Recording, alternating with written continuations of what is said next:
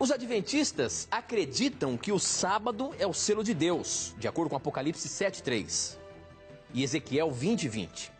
E os católicos acreditam que o selo de Deus está no sinal de cruz que se faz na testa, Ezequiel 9:4. Então, professor, qual é o selo de Deus? Qual é a melhor visão para este assunto? Professor Leandro Quadros, você está na mira. Bom, primeiramente, vamos ver o que diz Ezequiel capítulo 9, verso 4, e veremos que o contexto não fala nada de sinal da cruz, né? Então vamos começar aqui, ó. Percorra a cidade de Jerusalém e ponha um sinal na testa daqueles que suspiram e gemem por causa de todas as práticas repugnantes que são feitas nela. Aqui, numa visão profética, Deus manda selar na testa os idólatras da cidade de Jerusalém. Então esse texto não pode se referir a um sinal da cruz ou coisa parecida na testa, porque esse texto está falando contra os idólatras. Então, tirar esse texto do seu contexto histórico para dar um outro significado ao selo de Deus, realmente é uma aberração teológica, né? O texto não fala disso. Agora, da Bíblia falando que o sábado será um selo de identificação entre o adorador do Deus Criador e aquele que não vai adorar ao Deus Criador, isto é claro no livro de Ezequiel. Um detalhe importante, alguns críticos têm dito o seguinte, que Ezequiel capítulo 20, verso 20 fala, né, que o sábado é só um sinal entre Deus e o povo de Israel. Esses críticos, infelizmente, bastante desinformados em relação ao assunto bíblico, se eles lerem Ezequiel 20, 20 e 21, verão que o sábado como um sinal entre Deus e suas criaturas não é somente para o povo de Israel. Vamos ler Ezequiel 20, 20 e 21, que diz o seguinte: santifiquem os meus sábados para que eles sejam um sinal entre nós, e então vocês saberão que eu sou o Senhor, o seu Deus.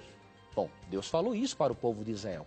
Ele não ia falar isso para os amalequitas e para os jebuseus que não queriam nada a ver, que não queriam saber de nada em relação a Deus. Não é? Então ele falou para o povo de Israel. Agora, isso aqui é só para o povo de Israel? Verso 21. Mas os filhos se rebelaram contra mim. Não agiram de acordo com os meus decretos, não tiveram cuidado de obedecer às minhas leis, sendo que aquele que lhes obedecer viverá por elas e profanar os meus sábados. O termo aquele não é exclusivo aqui para os israelitas, é para todo ser humano. Todo ser humano que decidir não profanar o sábado, ele estará celebrando o poder criador de Deus e estará celebrando uma outra coisa: a santificação pela graça. Você sabia que o que os críticos falam por aí, de que guardar o sábado é legalismo, isso só demonstra a falta de conhecimento bíblico deles? Por quê? O que diz Ezequiel 20, verso 12? Olha se há algo de legalista na observância do sábado. Veja bem. Também lhes dei os meus sábados como um sinal entre nós, para que soubessem que eu, o Senhor, fiz deles um povo santo.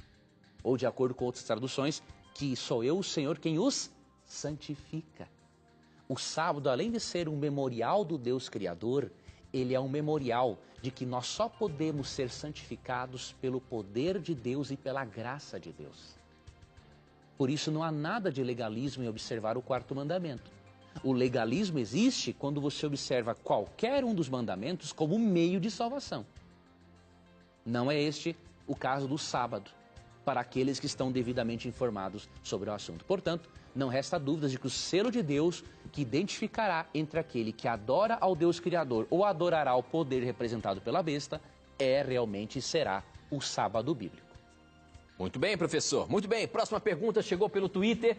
Você que está participando aí pelo Twitter, tuita aí e manda seu questionamento para a gente. O Hugo de Mendonça, ele pergunta o seguinte: me responda, por favor, porque faz tempo que mando e nada. Nada não, agora sim, está na mira. Vamos lá. Jesus, quando veio aqui na Terra, perdeu a onipresença? A gente sabe que nosso Deus é onipotente, onisciente e onipresente. Quando Jesus, Deus, veio nessa terra como homem, ele perdeu sim a sua onipresença? Onipotência e onisciência?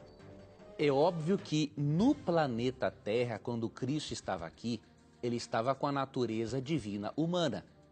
Então, voluntariamente, ele limitou-se em relação a certos atributos que ele, como Deus, utilizava. Então, por exemplo, aqui, no Evangelho de João, percebemos Cristo falando, né, mencionando o seguinte, ó, no versículo 28.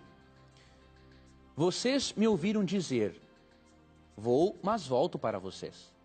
Se vocês me amassem, ficariam contentes porque vou para o Pai, pois o Pai é maior do que eu. Na condição de encarnado, Cristo não fez uso total dos seus atributos, especialmente em relação, em benefício a Ele mesmo.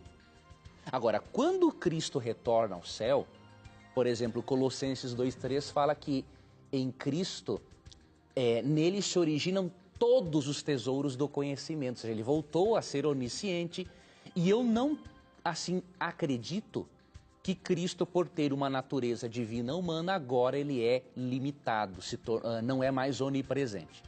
Eu creio, né, que quando Cristo voltou ao céu, ele reassumiu todos os seus atributos. Não vejo embasamento bíblico para tirar um atributo de Cristo, tornando um ser inferior ao Deus o Pai.